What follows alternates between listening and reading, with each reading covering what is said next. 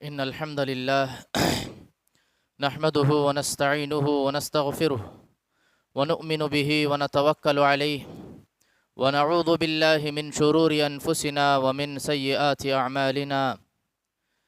من يهده الله فلا مضل له ومن يضلل فلا هادي له وأشهد أن لا إله إلا الله وحده لا شريك له وأشهد أن محمدًا عبده ورسوله أرسله الله بالحق بشيرا ونذيرا أما بعد فإن خير الحديث كتاب الله وخير الهدى هدى محمد صلى الله عليه وسلم وشر الأمور محدثاتها وكل محدثة بدعة وكل بدعة ضلالة وكل ضلالة في النار. أعوذ بالله من الشيطان الرجيم. بسم الله الرحمن الرحيم.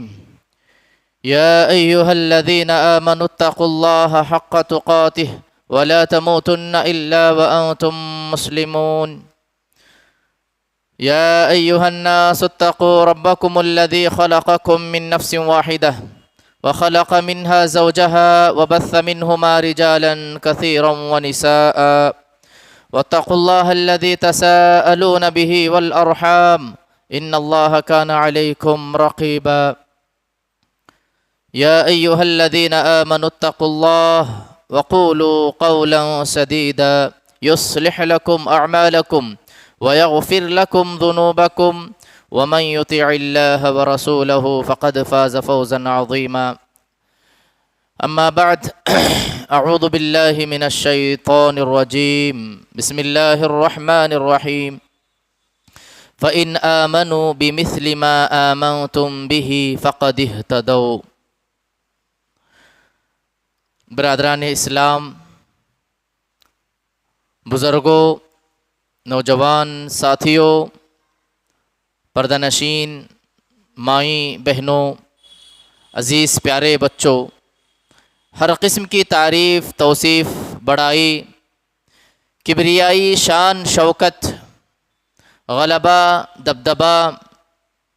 صرف اور صرف اللہ رب العالمین کے لیے لائق ہے، زیبا ہے،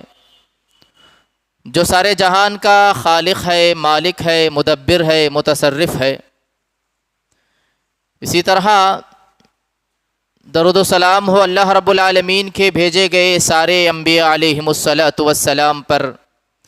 جنہوں نے اللہ کے پیغامات کو اللہ کے بندوں تک بحسن خوبی پہنچایا، خصوصاً میرے آپ کے آخری نبی جناب محمد مصطفیٰ صلی اللہ علیہ وسلم پر۔ اللہم صلی علی محمد وعلی آل محمد کما صلیت علی ابراہیم وعلی آل ابراہیم انک حمید مجید۔ اللہم بارک علی محمد وعلی آل محمد کما بارکت علی ابراہیم وعلی آل ابراہیم انک حمید مجید۔ برادران اسلام، خطبہ مسنونہ کے بعد سورۃ البقرہ کی ایک آیت کریمہ آپ کے سامنے پڑھی گئی۔ اللہ تبارک و تعالی اس آیت کریمہ کے اندر ارشاد فرماتا ہے فَإِنْ آمَنُوا بِمِثْلِ مَا آمَنْتُمْ بِهِ، اگر یہ لوگ ویسے ایمان لے آتے جیسے صحابہ اکرام نے ایمان لایا، فَقَدِ اهْتَدَوْا، تو کامیاب ہو جاتے۔ برادران اسلام، پچھلے خطبہ جمعہ میں آپ کے سامنے حیات ابو بکر صدیق رضی اللہ عنہ پر مختصر روشنی ڈالی گئی۔ انشاءاللہ آج کے اس خطبہ جمعہ میں حضرت عمر بن خطاب رضی اللہ عنہ کی حیات پر، ان کی سیرت پر مختصر روشنی ڈالنے کی کوشش کی جائے گی۔ برادران اسلام، صحابہ اکرام کی زندگی ہمارے لیے نمونہ ہے۔ قرآن و حدیث میں صحابہ کی پیروی کرنے، ان کی اتباع کرنے کی تعلیم دی گئی ہے۔ چنانچہ اللہ کے نبی صلی اللہ علیہ وسلم ارشاد فرماتے ہیں علیکم بسنتی وسنتی الخلفاء الراشدین المہدیین۔ نبی کریم صلی اللہ علیہ وسلم ارشاد فرماتے ہیں کہ میری سنت کو لازم پکڑ لو، اور وعلیکم بسنتی الخلفاء الراشدین، اور خلفاء راشدین کے نقش قدم پر چلو۔ میرے صحابہ نے دین کو جیسے سمجھا ہے ویسے سمجھو، کامیاب ہو جاؤ گے۔ خلفائے راشدین سے آگے بڑھ کر ہم دیکھتے ہیں خاص طور پر اللہ کے نبی صلی اللہ علیہ وسلم حضرت ابو بکر صدیق رضی اللہ عنہ اور حضرت عمر رضی اللہ عنہ کے حوالے سے فرماتے ہیں اقتدوا بالذین من بعدی ابو بکر و عمر. اللہ کے نبی صلی اللہ علیہ وسلم اپنی امت سے مخاطب ہو کر کے کہتے ہیں اقتدوا بالذین من بعدی، میرے بعد ان دونوں کی اقتدا کرنا، ان دونوں کی پیروی کرنا. وہ کون ہیں؟ اللہ کے نبی صلی اللہ علیہ وسلم فرماتے ہیں حضرت ابو بکر صدیق رضی اللہ عنہ اور حضرت عمر رضی اللہ عنہ کی نقش قدم پر چلنا، ان کی پیروی کرنا، ان کی اقتدا کرنا، یہ نبی صلی اللہ علیہ وسلم کا فرمان ہے. برادران اسلام، حضرت عمر رضی اللہ عنہ، حضرت عمر رضی اللہ عنہ کے قبول اسلام سے پہلے حضرت عمر رضی اللہ عنہ اسلام کے دشمن تھے، مسلمانوں کے دشمن تھے.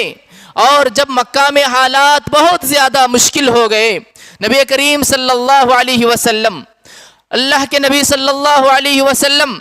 حضرت عمر رضی اللہ عنہ کے حوالے سے حضرت عمر رضی اللہ عنہ کو اللہ تبارک و تعالیٰ سے مخصوص دعا کے ذریعے سے مانگتے ہیں. جب مکہ کے حالات بہت زیادہ بگڑ جاتے ہیں، حالات بہت زیادہ مشکل ہو جاتے ہیں، اللہ کے نبی صلی اللہ علیہ وسلم اللہ سے دعا کرتے ہیں اللہم اعز الاسلام، اللہم اعز الاسلام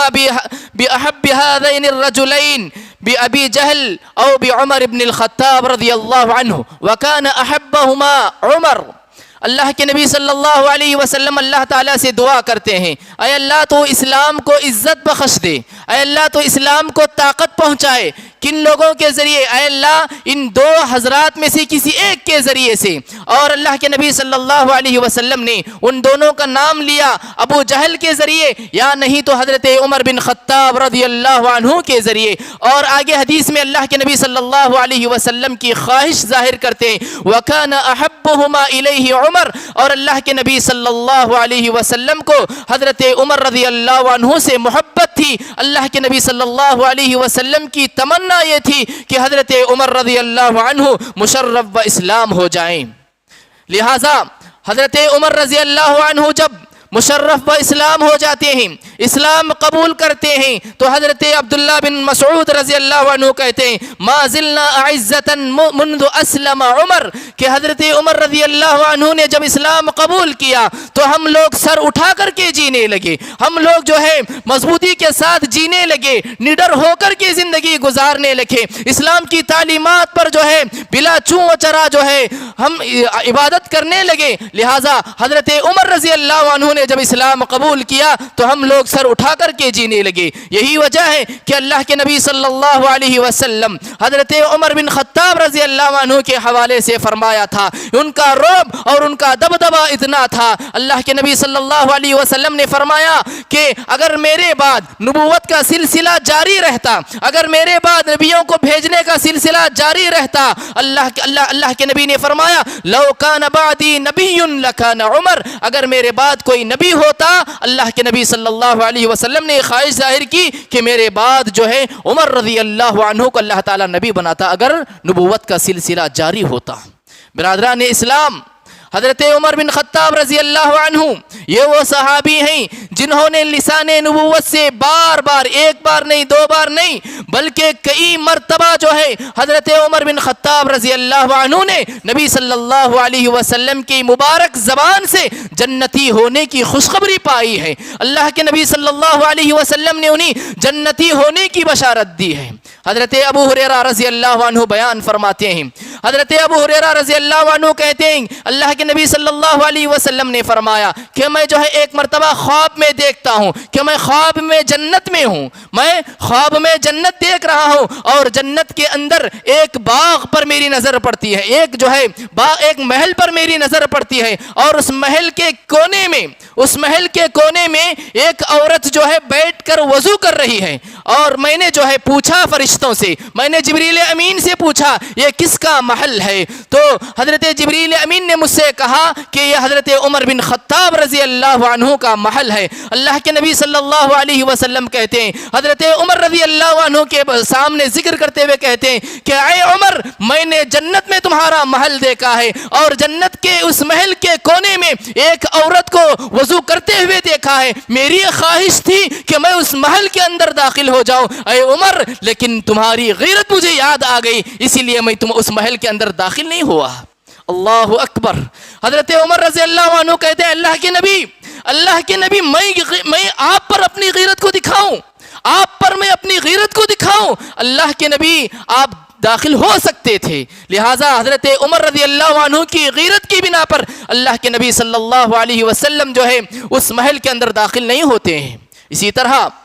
حضرت ابو موسیٰ اشعری رضی اللہ عنہ بیان کرتے ہیں کہ میں نبی صلی اللہ علیہ وسلم کے ساتھ ایک مرتبہ باغ میں تھا، نبی صلی اللہ علیہ وسلم کے ساتھ باغ میں تھا تو اچانک جو ہے ایک شخص اندر آنے کی اجازت طلب کرتے ہیں، تو لہٰذا اللہ کے نبی صلی اللہ علیہ وسلم حضرت ابو موسیٰ اشعری رضی اللہ عنہ سے کہتے ہیں کہ جاؤ ان کے لیے دروازہ کھولنا، وَأَبْشِرُهُ بِالْجَنَّةِ، اور جو بھی داخل ہوں گے ان کے لیے جنت کی بشارت دینا۔ لہٰذا جب جو ہے وہ باغ کا دروازہ کھولا جاتا ہے، حضرت ابوبکر صدیق رضی اللہ عنہ داخل ہوتے ہیں، پھر اس ایک مرتبہ جو ہے دوسری مرتبہ ایک شخص آ کر کے اجازت طلب کرتے ہیں۔ اللہ کے نبی صلی اللہ علیہ وسلم کہتے ہیں ابو موسیٰ اشعری سے کہ جاؤ، اب اس کی بعد بھی جو شخص بھی اس باغ کے اندر داخل ہوگا اسے بھی جو ہے دروازہ کھولو اور اس کے لیے بھی جنت کی بشارت دینا۔ تو لہٰذا حضرت عمر بن خطاب رضی اللہ عنہ جو ہے داخل ہوتے ہیں، اور حضرت ابو موسیٰ اشعری رضی اللہ عنہ پیارے نبی صلی اللہ علیہ وسلم کی خوشخبری بتاتے ہیں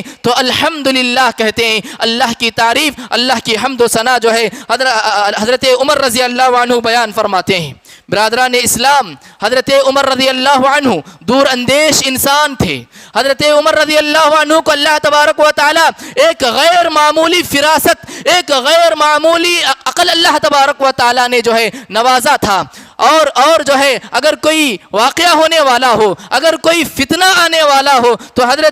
حضرت عمر رضی اللہ عنہ اسے پہلے ہی تاڑ لیتے تھے، جان لیتے تھے۔ لہٰذا حضرت عمر بن خطاب رضی اللہ عنہ کے فرزند حضرت ابن عمر عبداللہ بن عمر رضی اللہ عنہ کہتے ہیں کہ جب بھی ابا جان نے اظنو یہ کہا، یہ میرا خیال ہے کہ ایسا ہوگا، ایسا کرو تو بہتر ہوگا، جب بھی ابا جان نے اظنو ان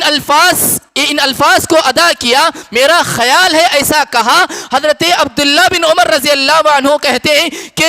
میرے ابا کا خیال کبھی غلط ثابت نہیں ہوا، جب بھی کہا کہ میرا خیال ہے ایسا کرو تو اچھا ہے، تو ہمیشہ میرے ابا کی یہ خیال جو ہے صحیح ثابت ہوا۔ تو لہٰذا حضرت عمر رضی اللہ عنہ جو ہے بہت ہی دور اندیش تھے، اسی فراست کی وجہ سے کئی مرتبہ جو کسی بھی فتنے کو وقت سے پہلے تاڑ لیتے تھے۔ اور جو ہے ایک مرتبہ کا واقعہ ہے میرے محترم بھائیو، صلح حدیبیہ کے موقع پر جو ہے بیعت الرضوان لیا جاتا ہے، ایک درخت کے نیچے صحابہ اکرام اللہ کے نبی صلی اللہ علیہ وسلم کے ہاتھوں بیعت لیتے ہیں، تو لہٰذا اسے بیعت الرضوان کہا جاتا ہے۔ حضرت عمر بن خطاب رضی اللہ عنہ کے دور میں جب بھی کوئی مکہ سے مدینہ جاتے یا مدینے سے مکہ آتے، وہاں 2 رکعت نماز پڑھ کے آگے بڑھتے تھے، لیکن حضرت عمر رضی اللہ عنہ کی دور اندیشی دیکھیے۔ حضرت عمر رضی اللہ عنہ نے کہا کہ آج یہاں یہ لوگ نماز پڑھ رہے ہیں ضرور، لیکن بعد میں آنے والی نسل اس درخت کی پوجا کرنے لگ جائے گی، اس درخت کو ماننے لگ جائے گی۔ حضرت عمر رضی اللہ عنہ نے اس درخت کو جو ہے جڑ سے کاٹ دینے کا حکم دیا، لہٰذا وہ درخت جو ہے جڑ سے جو ہے کاٹا گیا۔ برادران اسلام، شریعت کا غیر معمولی علم اللہ تبارک و تعالی نے حضرت عمر رضی اللہ عنہ کو دیا تھا، لہٰذا اللہ کے نبی صلی اللہ علیہ وسلم ارشاد فرماتے ہیں، اللہ کے نبی صلی اللہ علیہ وسلم نے ایک خواب میں دیکھا کہ آپ صلی اللہ علیہ وسلم کے لیے ایک دودھ کا پیالہ لایا گیا ہے۔ اللہ کے نبی صلی اللہ علیہ وسلم کو دودھ کا پیالہ پیش کیا گیا۔ اللہ کے نبی کہتے ہیں میں اتنا سیراب ہوا، اتنا جی بھر کے پیا، اتنا سیراب ہوا کہ جو ہے سیرابی میرے ناخنوں سے ظاہر ہونے لگی، سائرہ بھی میرے ناخنوں سے ظاہر ہونے لگی. پھر اس کے بعد میں اس دودھ کے پیالے کو حضرت عمر رضی اللہ عنہ کو دیا اور حضرت عمر رضی اللہ عنہ نے وہ دودھ پیا. صحابہ اکرام نے حضرت اللہ کے نبی صلی اللہ علیہ وسلم سے پوچھتے اللہ کے نبی خواب کی تعبیر کیا ہے,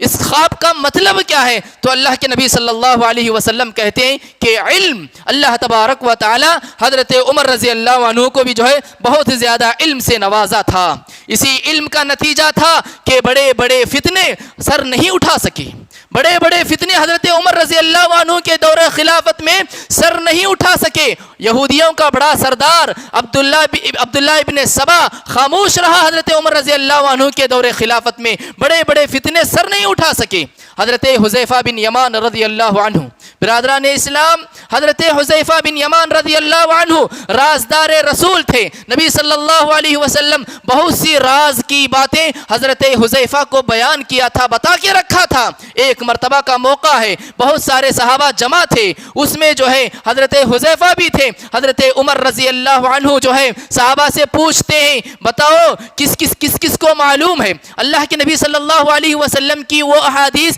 کون کون جانتا ہے, کس کو معلوم ہے فتنوں کے حوالے سے, فتنوں کے بارے میں نبی صلی اللہ علیہ وسلم نے تمہیں کیا کچھ بتا رکھا ہے, بتاؤ میرے سامنے, ان احادیث کو ذکر کرو. تو حضرت حذیفہ بن یمان رضی اللہ عنہ کہتے ہیں اے عمر بن خطاب, اے امیر المؤمنین رضی اللہ عنہ, ان فتنوں سے جو ہے آپ کو گھبرانے کی ضرورت نہیں ہے. انفرادی فتنے جو بھی انسان پر آتے ہیں اور جو پرسنل فتنے ہوتے ہیں, اولاد کے ذریعے سے کبھی آزمائش ہوتی ہے, بیوی بچوں کے ذریعے سے کبھی آزمائش ہوتی ہے, کبھی مال و دولت کو لے کر کے آزمائش ہوتی ہے, تو جو ہے ان فتنوں کا سد باب جو ہے انسان کا روزہ, انسان کی نمازیں, انسان کے دیگر عبادتیں اس کے لیے کفارہ بن جاتی ہیں. حضرت عمر بن خطاب رضی اللہ عنہ کہتے ہیں اے حذیفہ میری مراد یہ ایسے فتنے نہیں بلکہ وہ فتنہ جس میں سارا کا سارا سماج آ جاتا ہے, وہ فتنہ سارے سماج کو اپنے لپٹ میں لے لیتا ہے, اس فتنے کے تعلق سے میں سوال کر رہا ہوں. تو حضرت حذیفہ بن یمان رضی اللہ عنہ کہتے ہیں کہ اے امیر المؤمنین آپ کے ہوتے ہوئے وہ فتنہ جو ہے سر نہیں اٹھا سکتا. آپ کے اور اس فتنے کے درمیان جو ہے ایک بند دروازہ ہے, آپ کے اور اس فتنے کے درمیان ایک بند دروازہ ہے. حضرت عمر بن خطاب رضی اللہ عنہ حضرت حذیفہ سے پوچھتے ہیں کہ وہ جو دروازہ ہے, وہ جو بند دروازہ ہے, اسے کھولا جائے گا یا جو ہے اسے توڑا جائے گا؟ تو حضرت حذیفہ بن یمان رضی اللہ عنہ کہتے ہیں امیر المؤمنین اسے توڑا جائے گا, اس دروازے کو توڑا جائے گا. تو اس وقت جو ہے حضرت عمر بن خطاب رضی اللہ عنہ کہتے ہیں کہ ایک مرتبہ جب یہ دروازہ توڑا جائے گا یہاں سے فتنے ہی فتنے شروع ہو جائیں گے. اور حضرت عمر رضی اللہ عنہ سمجھ رہے تھے کہ جو دروازہ توڑا جائے گا, توڑا جانے سے مراد حضرت عمر بن خطاب رضی اللہ عنہ کی شہادت تھی. حضرت عمر بن خطاب رضی اللہ عنہ کی شہادت تھی. حضرت عمر رضی اللہ عنہ کو معلوم ہو گیا. لہذا ابو لؤلؤ فیروز نامی ایک شخص جو اپنے آپ کو مسلمان ثابت کر کے, اپنے آپ کو مسلمان بتا کر کے, ایک مرتبہ حضرت عمر بن خطاب رضی اللہ عنہ فجر کی نماز پڑھا رہے تھے اور اچانک سے صفیں چیرتے ہوئے آ کر کے حضرت عمر بن خطاب رضی اللہ عنہ کو جو ہے چاقو چبو دیتا ہے, چاقو سے وہ حملہ کر دیتا ہے اور حضرت عمر رضی اللہ عنہ کو اٹھا کر کے جو ہے گھر لے جایا جاتا ہے. حضرت عبد الرحمن بن عوف پیچھے نماز میں کھڑے ہوتے ہیں, نماز کے لیے آگے بڑھتے ہیں اور مختصر نماز پڑھ کے جو ہے نماز کو ختم کر دیتے ہیں. اور یہ بات یاد رکھیں, یہ جو ابو لؤلؤ فیروز المجوسی یہ جو شخص تھا یہ حضرت مغیرہ بن شعبہ کا غلام تھا. حضرت مغیرہ بن شعبہ کا غلام تھا اور حضرت عمر بن خطاب رضی اللہ عنہ کو 2-3 دن پہلے ہی معلوم ہو گیا تھا کہ مجھ پہ حملہ ہونے والا ہے. اس نے دھمکی دی تھی. حضرت مغیرہ بن شعبہ کا یہ غلام تھا تو یہ بہت اچھی چکی بناتا تھا, تو حضرت مغیرہ نے حضرت عمر بن خطاب رضی اللہ عنہ سے آ کر کے کہا کہ اپنی جو کمائی کا جو روزینہ میں سے جو حصہ مجھے دیتا ہے, اے امیر المؤمنین اسے کہو کہ اور مزید مجھے دے دے. لہٰذا حضرت عمر بن خطاب رضی اللہ عنہ ابو لؤلؤ فیروز المجوسی کو بلا کر کے کہتے ہیں کہ تم اچھی طرح چکی بناتے ہو اور تم اپنے آقا کو جو روزینہ میں سے جو ان کا حصہ دیتے ہو اور بڑا چڑھا کر کے دو. تو اس نے کہا ہاں میں بہت اچھی چکی بناتا ہوں اور ایسی چکی بناؤں گا کہ زمانہ یاد رکھے گا۔ دراصل یہ جو ہے حضرت عمر رضی اللہ عنہ کو دھمکی دے رہا تھا کہ میں تمہیں قتل کروں گا، میں تمہیں شہید کر دوں گا، اس طرح کی دھمکی دے رہا تھا۔ حضرت عمر بھی اسے تاڑ لیتے ہیں، حضرت عمر جان لیتے ہیں، لیکن کوئی قطعی دلیل نہ ہونے کی وجہ سے حضرت عمر رضی اللہ عنہ سے چھوڑ دیتے ہیں۔ اور یہی وجہ کہ 2-3 دن کے بعد جو ہے فجر کی نماز میں یہ جو ہے مجوسی ابو لؤلؤ فیروز نامی یہ شخص حضرت عمر بن خطاب رضی اللہ عنہ پر جو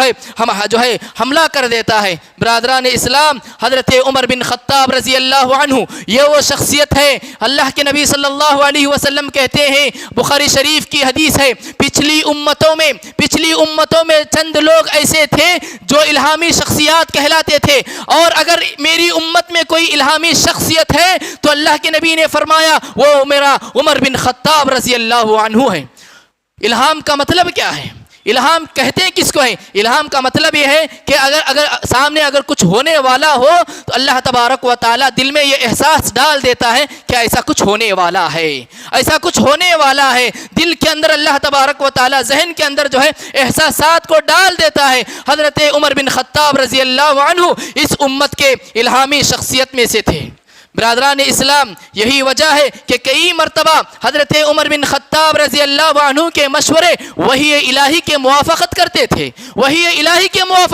تھے۔ 2-4 مثالیں آپ کے سامنے رکھنے کی کوشش کروں گا۔ لہٰذا اللہ کے نبی صلی اللہ علیہ وسلم سے ایک مرتبہ جو ہے حضرت عمر رضی اللہ عنہ خواہش ظاہر کرتے ہیں کہ لہٰذا جو ہے جب بھی کوئی عمرے کے لیے جاتا ہے، حج کے لیے جاتا ہے، مقام ابراہیم وہاں جو ہے 7 چکر لگانے کے بعد، 7 چکر کاٹنے کے بعد وہاں مقام ابراہیم پر 2 رکعت نماز پڑھنا ہے۔ لہٰذا حضرت عمر رضی اللہ عنہ خواہش ظاہر کرتے ہیں کہ مقام ابراہیم پر جو ہے یہاں 2 رکعت نماز پڑھنا چاہیے۔ حضرت عمر رضی اللہ عنہ کی یہ خواہش تھی۔ آسمان سے اللہ تعالیٰ یہ وحی نازل کرتا ہے، وَاتَّخِذُوا مِن مَّقَامِ إِبْرَاهِيمَ مُصَلًّى، کہ ابراہیم علیہ السلام کی جگہ پر، مقام پر جو ہے 2 رکعت نماز ادا کی جائے۔ لہٰذا وحی الہی نے حضرت عمر بن خطاب رضی اللہ عنہ کے مشورے کی جو ہے موافقت کی ہے۔ اور اسی طرح جو ہے پردے کے حکم کے سلسلے میں حضرت عمر بن خطاب رضی اللہ عنہ پیارے نبی صلی اللہ علیہ وسلم سے ایک مرتبہ کہتے ہیں، اے اللہ کے نبی صلی اللہ علیہ وسلم، آپ کے پاس مسلمان بھی آتے ہیں، مومن بھی آتے ہیں، اور آپ کے پاس یہ منافق بھی آتے ہیں، کیوں آپ جو ہے اپنی بیویوں کو پردہ کرنے کا حکم نہیں دیتے؟ آپ اپنی بیویوں کو پردے کا حکم دیجئے۔ اسی وقت اللہ تبارک و تعالی آسمان سے پردے والی آیت کو نازل فرماتا ہے، یا ایھا النبی قل لازواجک وبناتک ونساء المؤمنین یدنین علیہن من جلابیبہن ذلک ادنی ان یعرفن فلا یؤذین وکان اللہ غفورا رحیما۔ اور اسی طرح مسلمانوں اور کفار کے درمیان ایک بہت ہی اہم جنگ ہوتی ہے جسے ہم جو ہے جنگ بدر کے نام سے جانتے ہیں۔ جنگ بدر میں جو ہے 70 قیدی، 70 کفار، 70 مشرکین مسلمانوں کے ہاتھ لگ جاتے ہیں، مسلمانوں کے ہاتھ آ جاتے ہیں، اور اللہ کے نبی صلی اللہ علیہ وسلم ان قیدیوں کے حوالے سے مشورہ طلب کرتے ہیں۔ حضرت ابوبکر صدیق رضی اللہ عنہ سے مشورہ پوچھتے ہیں، تو حضرت ابوبکر صدیق رضی اللہ عنہ کہتے ہیں کہ ہم ان کو جو ہے فدیہ لے کر کے جو ہے چھوڑ دیں گے، آزاد کر دیں گے۔ اگر ہم فدیہ لے لیں گے، ہمارے پاس مال و دولت ابھی نہیں ہے، ہم اس کے ذریعے سے آگے ہونے والے جنگوں کے لیے سامان خرید سکتے ہیں۔ حضرت ابوبکر صدیق رضی اللہ عنہ نے یہ مشورہ دیا، اور جب حضرت عمر بن خطاب رضی اللہ عنہ سے پیارے نبی صلی اللہ علیہ وسلم مشورہ پوچھتے ہیں، مشورہ طلب کرتے ہیں، اے عمر آپ کی کیا رائے ہے؟ تو حضرت عمر رضی اللہ عنہ کہتے ہیں کہ میری رائے وہ نہیں جو حضرت ابوبکر نے دیا ہے، میری رائے تو یہ ہے کہ ان کفار میں جو بھی ان مسلمانوں کا رشتہ دار ہے، ان مسلمانوں کے رشتہ داروں کے حوالے ان کو جو ہے کیا جائے، اور ان کے سروں کو ان کے تنوں سے الگ کیا جائے۔ یہ حضرت عمر رضی اللہ عنہ کی رائے تھی، اور اللہ تبارک و تعالیٰ نے بھی حضرت عمر کی اس رائے کی موافقت کی، اور آسمان سے اللہ نے وہی نازل کیا، تریدون عرض الدنیا واللہ یرید الآخرہ۔ یہ آیت اللہ تبارک و تعالیٰ نے جو ہے نازل کی۔ اور اسی طرح میرے محترم بھائیوں، اور اسی طرح منافقوں کا سردار، اس کا انتقال ہو جاتا ہے، عبداللہ ابن سلول۔ عبداللہ ابن ابی بن سلول اس کا انتقال ہو جاتا ہے. لہٰذا اس منافق کے بیٹے مسلمان تھے عبداللہ ابن عبداللہ، وہ آ کر کے اللہ کے نبی صلی اللہ علیہ وسلم سے کہتے ہیں میرے ابا کا انتقال ہو گیا ہے، اللہ کے نبی آپ اپنی چادر دیجئے، میں اس چادر کو میں اپنے باپ کے لیے کفن بناتا ہوں. اللہ کے نبی صلی اللہ علیہ وسلم اپنی چادر اتار کر کے دے دیتے ہیں، اور اتار کر دینے کے بعد ان کا بیٹا جو ہے یہ خواہش ظاہر کرتا ہے کہ اللہ کے نبی میرے باپ کی نماز جنازہ آپ پڑھائیے. اللہ کے نبی صلی اللہ علیہ وسلم نماز جنازہ پڑھانے کے لیے آگے بڑھتے ہیں، اور جب آگے بڑھتے ہیں حضرت عمر بھی آگے بڑھ کر کے کہتے ہیں اے اللہ کے نبی یہ وہ شخص ہے جس نے آپ کے گھر کی عزت پر جو ہے آواز اٹھایا تھا، آپ کے گھر پر جو حضرت عائشہ رضی اللہ عنہا پر اس نے جو ہے الزام لگایا تھا، اس نے مسلمانوں کو اتنی تکلیفیں دی، آپ اس کی نماز جنازہ پڑھاتے ہیں. اللہ کے نبی نے فرمایا اے عمر گھبرانے کی ضرورت نہیں، ڈرنے کی ضرورت نہیں، استغفر لهم او لا تستغفر لهم، میں ان کی جو ہے مغفرت مانگوں یا نہ مانگوں اللہ تعالیٰ انہیں معاف کرنے والا نہیں ہے. پیارے نبی صلی اللہ علیہ وسلم اس شخص کی نماز جنازہ پڑھاتے ہیں تو ادھر اللہ تعالیٰ آسمان سے وہی نازل فرماتا ہے وَلَا تُصَلِّ عَلَىٰ أَحَدٍ مِّنْهُمْ مَاتَ أَبَدًا وَلَا تَقُمْ عَلَىٰ قَبْرِهِ. اے نبی ان منافقین کی آپ نماز جنازہ نہیں پڑھا سکتے اور نہ ہی ان کی قبر پر آپ کھڑے ہو کر کے دعا کر سکتے ہیں. لہٰذا حضرت عمر بن خطاب رضی اللہ عنہ کی موافقت میں اللہ تبارک و تعالیٰ نے آسمان سے جو ہے یہ وہی نازل فرماتا ہے. برادران اسلام آئیے ذرا آگے بڑھ کر کے دیکھتے ہیں کہ جب حضرت عمر بن خطاب رضی اللہ عنہ کو جو ہے خلیفہ بنایا گیا، جب ذمہ داری دی گئی تو ذمہ داری کو کس انداز سے انہوں نے نبھایا ہے، کیسے انہوں نے اپنی ذمہ داری کو نبھایا ہے. آج اگر کسی کو کوئی ذمہ داری دی جاتی ہے اسے اعزاز سمجھا جاتا ہے، اسے انعام سمجھا جاتا ہے، اپنی ذمہ داری کو بحسن خوبی ادا نہیں کرتے بلکہ جو ہے عہدہ طلب آج ہماری حالت بنی ہوئی ہے. میرے محترم بھائیوں حضرت عمر بن خطاب رضی اللہ عنہ نے اپنے اس عہدے کو جو ہے ذمہ داری سمجھ کر کے نبھایا ہے، ذمہ داری سمجھ کر کے نبھایا ہے. یہی وجہ ہے کہ حضرت عمر بن خطاب رضی اللہ عنہ کا ایک مشہور جملہ ہے، وہ کہتے تھے کہ اے اللہ میں یہاں مدینے میں ہوں، اگر جو ہے عراق کی سرزمین پر اگر کوئی خچر جو ہے ٹھوکر کھا کر کے گر جائے اور کل قیامت کے دن اللہ تعالیٰ اگر مجھ سے سوال کرے کہ اے امیر المؤمنین اے عمر بن خطاب رضی اللہ عنہ تمہارے دور میں عراق کی سڑکیں صحیح نہیں تھی جس کی وجہ سے ایک خچر جو ہے ٹھوکر کھایا، اور اللہ تعالیٰ مجھے اس کے بارے میں سوال کرے گا تو میں کیا جواب دوں گا. یہ احساس تھا، یہ احساس ذمہ داری تھی. لہٰذا میرے محترم بھائیوں جب ابو لؤلؤ فیروز نامی شخص نے حضرت عمر بن خطاب رضی اللہ عنہ پر جو ہے حملہ کیا، وار کیا، تو لہٰذا جان کنی کی حالت تھی، آخری سانسیں لے رہے تھے. صحابہ اکرام آ کر کے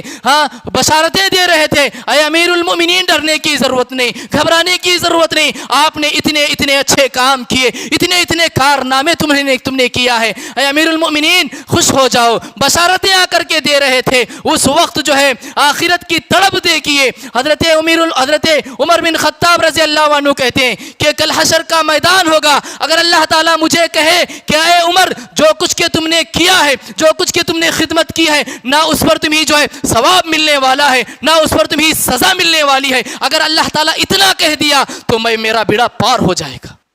کون کہہ رہے ہیں؟ حضرت عمر بن خطاب رضی اللہ عنہ. میرے محترم بھائیوں حضرت عمر بن خطاب رضی اللہ عنہ کا انصاف دیکھیے. انصار اور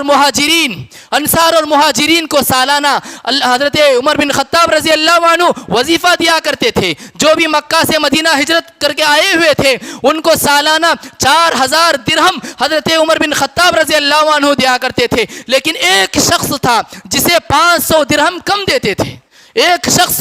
جسے 500 درہم حضرت عمر رضی اللہ عنہ کم دیا کرتے تھے. وہ کوئی اور نہیں بلکہ آپ کے صاحبزادے حضرت عبداللہ بن عمر تھے. صحابہ نے پوچھا اے امیر المؤمنین سب کو 4000 درہم دے رہے ہو اور آپ اپنے بیٹے کو، آپ اپنے لختے جگر کو 3500 دے رہے ہو، کیا معنی ہے، کیا مطلب ہے؟ تو اس وقت حضرت عمر بن خطاب رضی اللہ عنہ کہتے ہیں کہ دیکھو جب میں نے ہجرت کیا تو میرے ساتھ میں نے اپنے بچے کو بھی ہجرت کیا، میں نے جو ہے ان کو ساتھ میں لے کر کے ہجرت کیا. پتہ نہیں اگر میں ہجرت ان کو لے کر کے نہیں کرتا تو عبداللہ جو ہے ہجرت کرتے یا نہیں کرتے معلوم نہیں ہے، اس لیے میں 500 درہم ان کو جو ہے کم دے رہا ہوں. یہ ہیں حضرت عمر بن خطاب رضی اللہ عنہ کا جو ہے انصاف۔ برادران اسلام، حضرت عمر رضی اللہ عنہ یہ وہ شخصیت ہے کہ جس راستے سے حضرت عمر بن خطاب رضی اللہ عنہ کا گزر ہو، شیطان وہ راستہ بدل لیتا، شیطان بھی وہ راستہ بدل لیتا۔ لہٰذا جو ہے حضرت سعد بن ابی وقاص رضی اللہ عنہ جو ہے فرماتے ہیں، بخاری اور مسلم شریف کی یہ حدیث ہے، لہٰذا جو ہے قریش کی چند خواتین پیارے نبی صلی اللہ علیہ وسلم کے پاس آ کر کے زور زور سے گفتگو کر رہی تھی، با آواز بلند نبی صلی اللہ علیہ وسلم سے گفتگو کر رہی تھی اور کہہ رہی تھی، اللہ کے نبی صلی اللہ علیہ وسلم ہمارے وظیفے میں اضافہ کیجئے، ہمارے نان و نفقہ میں اضافہ کیجئے۔ یہ باتیں ہو رہی تھی، حضرت عمر رضی اللہ عنہ وہاں داخل ہوتے ہیں۔ حضرت عمر رضی اللہ عنہ جیسے ہی وہاں داخل ہوتے ہیں، وہ عورتیں جو ہے سائیڈ میں چلے جاتی ہیں اور پردہ کرنے لگ جاتی ہیں، چھپ جاتی ہیں۔ جیسے حضرت عمر رضی اللہ عنہ اللہ کے نبی صلی اللہ علیہ وسلم کے پاس آتے ہیں، پیارے نبی صلی اللہ علیہ وسلم جو ہے مسکرا رہے ہوتے ہیں، اور حضرت عمر بن خطاب رضی اللہ عنہ پیارے نبی صلی اللہ علیہ وسلم کو مسکراتا دیکھ کر کے دعا دیتے ہیں، اضحک اللہ سنک، اے میرے آقا، اے میرے نبی صلی اللہ علیہ وسلم، اللہ تعالیٰ آپ کو ہمیشہ خوش رکھے، اللہ تعالیٰ آپ کو ہمیشہ ہنستا رکھے، یہ دعا دیا۔ پھر جو ہے اللہ کے نبی صلی اللہ علیہ وسلم کہتے ہیں کہ اے امیر المؤمنین، اے عمر بن خطاب، دیکھو چند یہ عورتیں ہیں جو ہے میرے سے گفتگو کر رہی تھی، جیسے ہی آپ داخل ہو گئے یہ چھپ گئی ہیں، یہ میرے سے نہیں بلکہ آپ سے ڈرتی ہیں۔ تو اس وقت جو ہے حضرت عمر بن خطاب رضی اللہ عنہ ان عورتوں سے مخاطب ہو کر کے کہتے ہیں کہ مجھ سے کیوں ڈرتی ہو؟ ڈرنا تو اللہ کے نبی صلی اللہ علیہ وسلم سے چاہیے تھا۔ تو وہ خواتین جو ہے کہتی ہیں، اے عمر، تم بہت زیادہ جو ہے سخت دل کے ہو، سخت مزاج کے ہو، اس وجہ سے ہم آپ سے ڈرتے ہیں۔ تو اس وقت اللہ کے نبی صلی اللہ علیہ وسلم کہتے ہیں، اے عمر بن خطاب رضی اللہ عنہ، اللہ کی قسم کھا کے کہتا ہوں جس کے ہاتھ میں میری جان ہے کہ جس راستے سے تمہارا گزر ہو، اگر اس راستے سے شیطان آ بھی رہا ہو، شیطان تمہیں دیکھ کر کے اپنا راستہ بدل لے گا۔ یہ حضرت عمر بن خطاب رضی اللہ عنہ کی شخصیت ہے۔ اور اسی طرح جو ہے اما عائشہ صدیقہ رضی اللہ عنہ بیان فرماتی ہیں کہ نبی صلی اللہ علیہ وسلم ایک مرتبہ تشریف فرما تھے، آپ صلی اللہ علیہ وسلم تشریف فرما تھے، اچانک ایک شور شرابے کی آواز آتی ہے اور اللہ کے نبی صلی اللہ علیہ وسلم دیکھتے ہیں کہ ایک بچی جو ہے رقص کر رہی ہے اور اس کے اطراف و اکناف چھوٹے چھوٹے بچے جو ہے کھڑے ہوئے ہیں۔ اللہ کے نبی صلی اللہ علیہ وسلم حضرت عائشہ رضی اللہ عنہ کو بلاتے ہیں۔ اما عائشہ رضی اللہ عنہ کہتی ہیں کہ میں نے جو ہے اللہ کے نبی صلی اللہ علیہ وسلم کے کندھے پر اپنی ٹڈھی رکھ کر کے ان کے جو ہے کھیل کو دیکھ رہی تھی، اور اسی دوران حضرت عمر بن خطاب رضی اللہ عنہ آتے ہیں، اور حضرت عمر آتے ہی جو ہے بچے دوڑ کر کے چلے جاتے ہیں، اور اللہ کے نبی صلی اللہ علیہ وسلم اس وقت کہتے ہیں، انی لانظر الی شیاطین الانس والجن قد فروا من عمر، کہ میں اب دیکھ رہا ہوں کہ جنوں میں سے اور جو ہے انسانوں میں سے شیاطین کو دیکھ رہا ہوں کہ وہ عمر کے آنے کی وجہ سے بھاگ گئے ہیں۔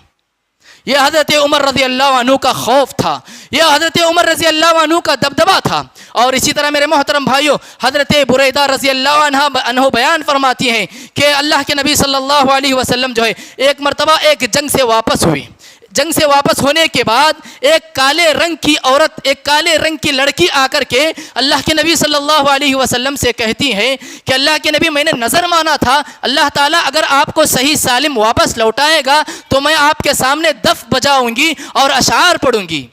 اللہ کے نبی نے کہا کہ اگر واقعی تم نے نظر مانی ہے تو دف بجاؤ اور میرے سامنے اشعار پڑھو، اور اگر تم نے نظر نہیں مانی تو ایسا نہ کرنا۔ لہٰذا جو ہے وہ عورت اللہ کے نبی صلی اللہ علیہ وسلم کے سامنے جو ہے دف بجا رہی ہوتی ہے، دف بجا رہی ہوتی ہے۔ حضرت ابوبکر صدیق رضی اللہ عنہ داخل ہوتے ہیں، دف بجاتی ہے اور اشعار پڑھتی جاتی ہے۔ حضرت علی رضی اللہ عنہ داخل ہوئے، دف بجا رہی ہیں اور اشعار پڑھی جا رہی ہیں۔ حضرت عثمان رضی اللہ عنہ داخل ہوئے، دف بجاتی ہیں اور اشعار پڑھی جا رہی ہیں۔ جیسے ہی حضرت عمر رضی اللہ عنہ داخل ہوتے ہیں، اپنے دف کو نیچے رکھ کر کے اس دف کے اوپر بیٹھ جاتے ہیں اور اس وقت اللہ کے نبی صلی اللہ علیہ وسلم کہتے ہیں کہ ان الشیطان لا یخاف منک یا عمر، اے عمر تم سے شیطان بھی خوف کھاتا ہے، اے عمر تم سے شیطان بھی ڈرنے لگتا ہے۔ اللہ کے نبی صلی اللہ علیہ وسلم نے جو ہے اس طرح حضرت عمر بن خطاب رضی اللہ عنہ کو فرمایا۔ برادران اسلام، حضرت عمر رضی اللہ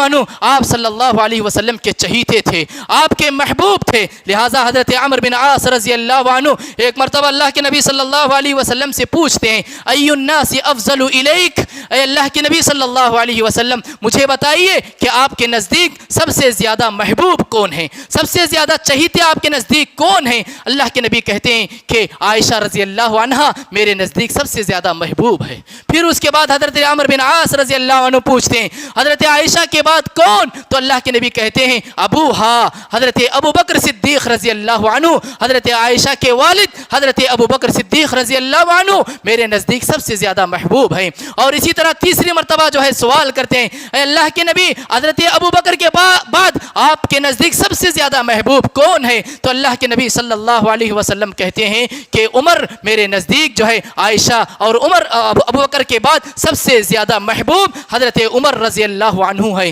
تو لہٰذا حضرت عمر رضی اللہ عنہ پیارے نبی صلی اللہ علیہ وسلم کے محبوب اور چہیتے تھے، اور یہی وجہ ہے کہ میرے محترم بھائیوں حضرت عمر رضی اللہ عنہ کا ایک مشہور جملہ ہے، فکر آخرت کے حوالے سے کہا کرتے تھے اتنے کارنامے انجام دینے کے باوجود بھی اپنی رعایا کو اپنے دوستوں سے یہ کہا کرتے تھے حاسبو قبل ان تحاسبو، اے میرے لوگوں، اے میرے ساتھیوں، اللہ تعالیٰ تمہارا حساب لینے سے پہلے دنیا کے اندر اپنے اعمال کا جائزہ لو، اپنی نیکیوں کا جائزہ لو، اپنے گناہوں کا جائزہ لو کہ تم نے جو ہے کتنی اللہ کی فرما برداری کر رہے ہو اور کتنی تم اللہ رب العالمین کی نافرمانی کر رہے ہو۔ اپنے اعمال کا، اپنے دفتر کا، اپنی نیکیوں کا جائزہ لو، وزنوها قبل ان تؤذنوا، اور ان اعمال کو تولنے سے پہلے دنیا میں خود اپنے آپ کو ناپ لو، اپنے آپ کو تول لو۔ اللہ جو ہے حضرت عمر رضی اللہ عنہ نے جو ہے اپنے لوگوں سے، اپنی رعایا سے اس طرح جو ہے فکر آخرت کے حوالے سے جو ہے ترغیب دلایا ہے۔ تو لہٰذا میرے محترم بھائیوں، صحابہ اکرام کی یہ زندگیاں ہمارے لیے نمونہ ہیں، ہمارے لیے آئیڈیل ہیں، ان کی زندگیوں کو ہم جو ہے نمونہ بنا کر کے زندگی گزارنا چاہیے۔ یہ حضرت عمر رضی اللہ عنہ کی جو ہے یہ مختصر زندگی تھی، یہ زندگی ہمارے لیے نمونہ ہے۔ اللہ کے نبی صلی اللہ علیہ وسلم نے خاص طور سے حضرت عمر رضی اللہ عنہ کی زندگی کو نمونہ بنا کر کے، آئیڈیل بنا کر کے زندگی گزارنے کی اللہ کے نبی صلی اللہ علیہ وسلم نے ہمیں تعلیم دی ہے۔ رب العالمین سے دعا ہے اللہ تبارک و تعالی ہم تمام کو جو ہے تمام صحابیات کی زندگی کو نمونہ بنا کر کے، آئیڈیل بنا کر کے زندگی گزارنے کی اللہ تعالی ہمیں توفیق نصیب فرمائے، آمین یا رب العالمین۔ وما علینا الا البلاغ۔ السلام علیکم ورحمۃ اللہ وبرکاتہ۔